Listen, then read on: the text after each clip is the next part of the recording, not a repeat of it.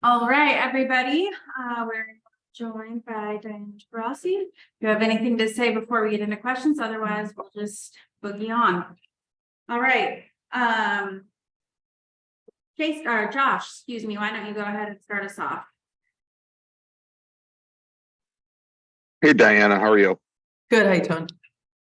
I'm good. I'm good. All right. So first and foremost, you are not yet re-signed with the Mercury. Is that something you plan to do? And if so, when? Yeah, I mean, we're in ongoing discussions. I think as a franchise, we're in an interesting position right now with a lot of different things going on from ownership to all the way down. So I just think it's something that's taking its time, and hopefully it'll be resolved on my end and sooner than later. Is there a chance you don't come back to the Mercury? Oh, I mean, I expect to. That's something that I've said for a long time is, finishing my career in Phoenix is something that, I have a lot of respect for and something that I want to do. But you never know what can happen in this world, right? As we've seen in the last couple of weeks, anything can happen. Okay, we'll move on next to Zach. Hey Dan, I appreciate the time.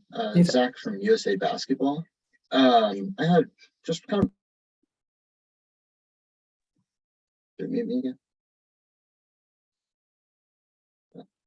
Zach. Yeah. Is it working? Yeah, now you're good. Okay. I got confused. Anyway, I have a couple parts to this question. You've won 8 gold medals. You're extremely decorated with USA Basketball. How has USA Basketball helped you improve as a player and a person? And then also, how is that experience? How can you use that to kind of mentor younger players who are trying to make the team or just at least get in the pipeline? Yeah, I mean, USA Basketball is a very special organization. I've been a part of it since 1998 when I started playing under 18s and then through college. So it's been something that's been part of my basketball career just as much as the WNBA, just as much as playing overseas. It's something that I've always taken great respect in playing, and it's always been a big honor. And I always say anytime I'm asked to a camp or, I'll drop everything to try to come, if I'm physically ready and ready to go. And it just teaches you a lot of things. It teaches you how to be a teammate. It teaches you how to be unselfish, how to put others, in front of you and making sure you're part of the solution, making sure you're part of the involvement of this team. And like we say, the front of the jersey is always more important than the back of the jersey. And I think we've built that culture over, decades now, going back, from the 90s, even the 80s. There's always been something special about playing USA basketball. And it's something that I, hold close to my heart. And, it's been really nice to be back in the fold. And then how can you use your experience to kind of help guide some of the younger players who are trying to make an impact with USA Basketball? I mean, you always have to be very thankful that you're in the position of being in a camp with some of the best players in the world at all times. I mean, it just shows you as an individual that you're making great strides in your career. At the same time, there's a lot of work to be done. And, that's what USA Basketball is. It's continuum. It's something that, keeps evolving every year. And, if you really put yourself in the position to be in it for a long time, it changes the way you look at things, and it makes you, a better teammate, a better person. And it's really a big family of people who love our country. And it's a pretty special thing. Awesome. Thank you so much. Lindsay, go ahead. Hey Dee, thanks for taking the time to chat with us. You walked in with a big smile, so I assume you're excited to answer all of our questions. Obviously, you just said you're a big family, and part of the family is missing because BG's not there right now. You are one of the few people who has seen her since she got home. What was that like? And I wondered, was it emotional? I was trying to think of the last time I think any of us have seen you cry publicly might have been your freshman year at UConn. So was it emotional or was it just joyful? No, I mean, it was a situation that I thought wasn't going to happen. I'm not a person that lives in this fake world of optimism. I knew how serious everything was. I lived in Russia for 10 years. I know how serious these things are there, and being put in that situation, I really thought it was going to be a long time until I got to see my friend again. And every single day we suffered and hoped she'd be back, and not till I saw her did I really believe it. And just to see her smile, just to see her free, was really emotional for everyone. And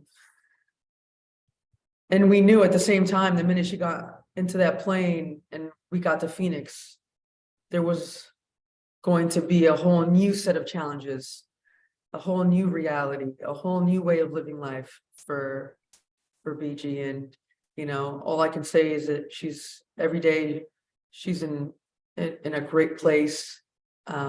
She's so thankful to be home. She has so much admiration for all the people who pushed and helped and made sure that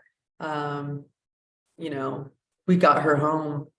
And it's a work in progress, but it's just amazing to see her at home and with her friends and family. And the one thing that has never left BG is the ability to make people happy and to make them smile. And I'm just so glad she's home with her family and her friends. That to me is the most important thing. Are you talking to her pretty regularly, and are you just having normal conversations at this point, like cracking jokes and everything, or talking trash probably? Yeah,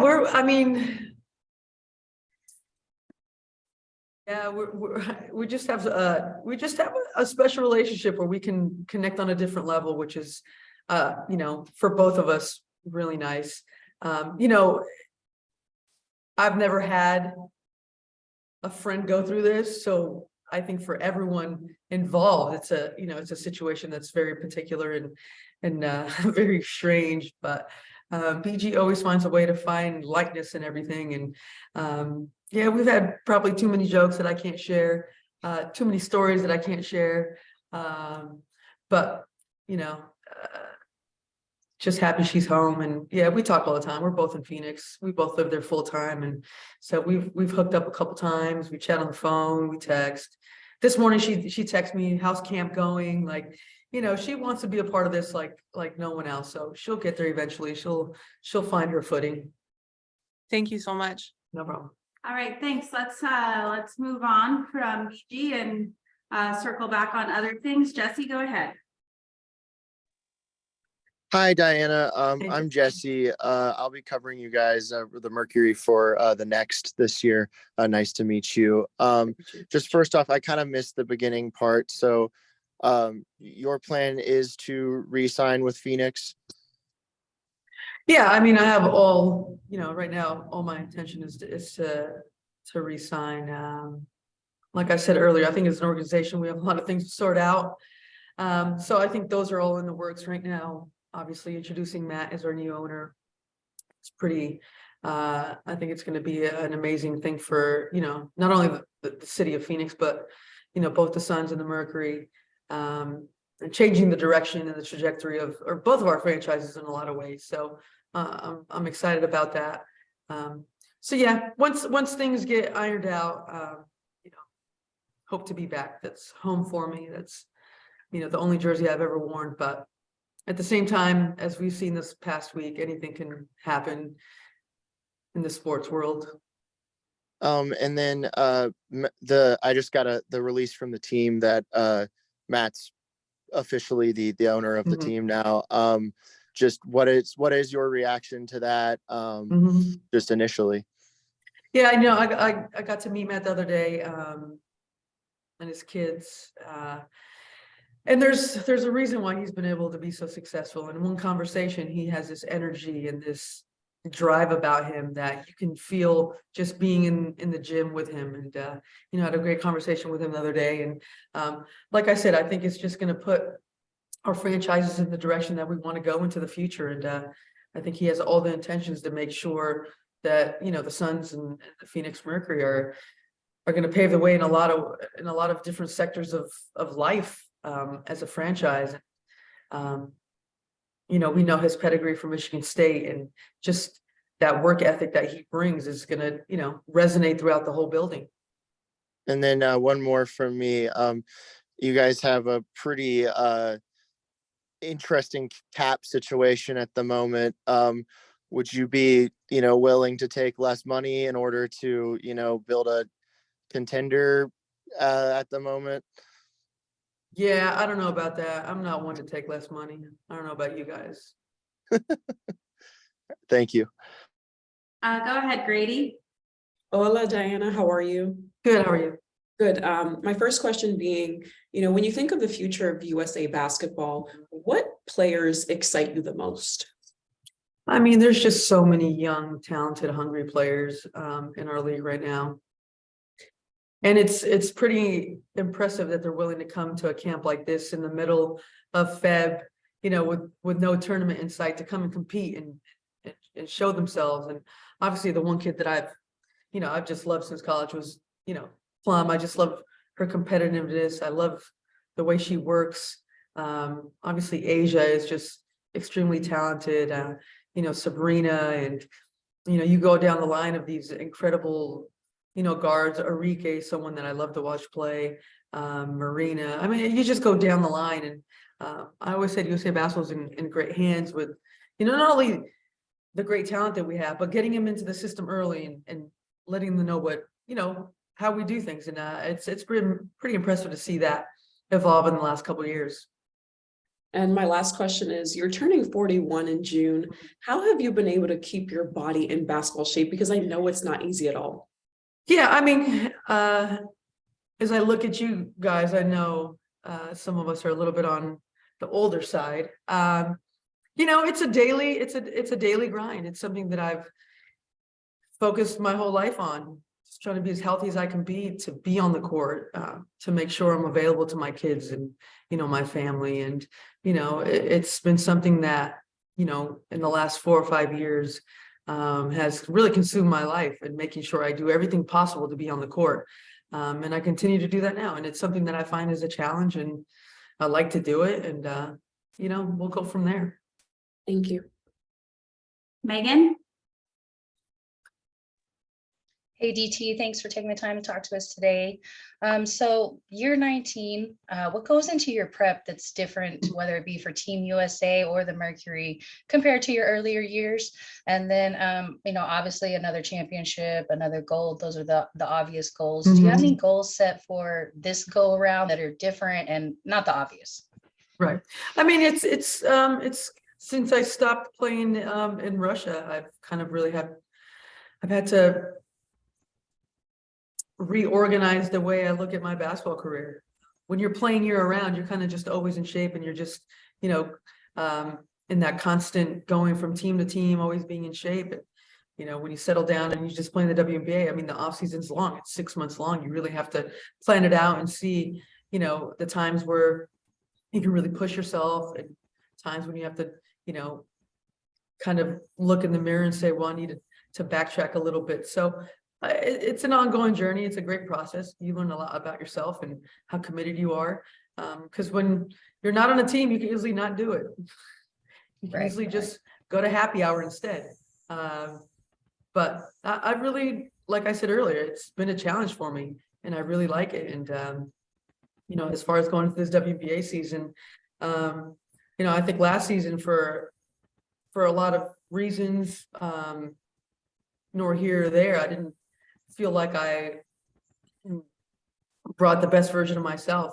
I feel like there was glimpses of days where I'm like, this is still pretty easy. And there was days where I'm like, I'd rather be somewhere else. So, you know, this is just another challenge for me in, you know, approaching this season with a different mindset. And, you know, I'm excited about that.